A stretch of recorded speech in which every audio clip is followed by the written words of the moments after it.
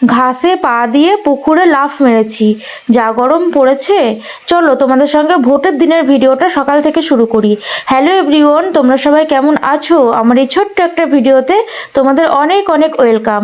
তো এই যে দেখো, সকাল সকাল চলে এসেছি ভোট দিতে।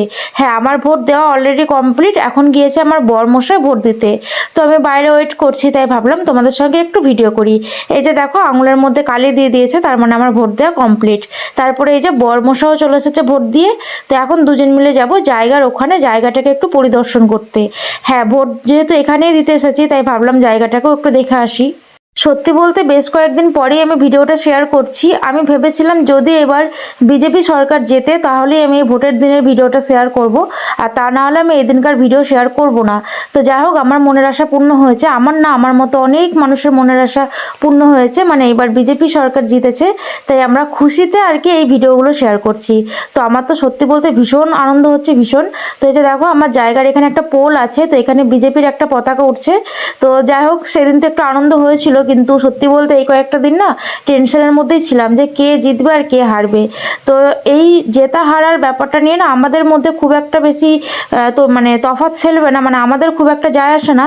তবে কি বলতো, আমরা প্রত্যেকেই চাই যে ন্যায় বিচার হোক বা সব কিছু ঠিকঠাক থাকুক, কোনো কিছু ভুল বা কোনো রকম কিছু খারাপ যাতে না হয়। তো যাই হোক, মানে আমাদের মতো মানুষের মনে হয়েছে যে এবার বিজেপি সরকার আসাটা খুবই দরকার পশ্চিমবঙ্গে। তো যাই হোক, সেটা হয়েওছে, তাই আমরা মন থেকে সবাই খুবই খুশি। আচ্ছা, তোমরা কে কে খুশি আমাকে কিন্তু অবশ্যই কমেন্টে জয় শ্রীরাম লিখে যাবে। অবশ্যই কিন্তু লিখতে হবে, মনে কিন্তু সাহস রাখতেই হবে। ভয় পেলে কিন্তু চলবে না। অনেকেই আছে ভয় পেয়ে না এগুলো কেউ প্রকাশ করে না।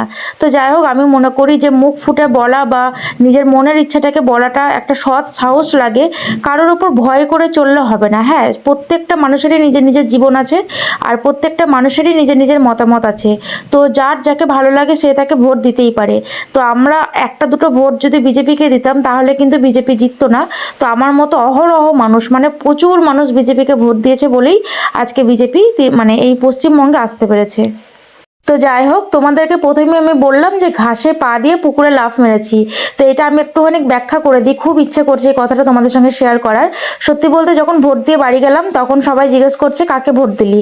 তো আমার বরমশাইকে জিজ্ঞেস করছে, আমার বরমশাই বলছে আমার আঙুলে কালি বেশি যে দিয়েছে আমি তাকে ভোট দিয়েছি।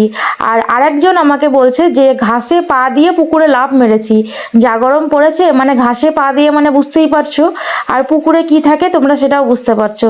তো যাই হোক, তোমরা একটুখানি বুঝে নাও এগুলো আর কি, একদম খুল্লা না বলাই ভালো।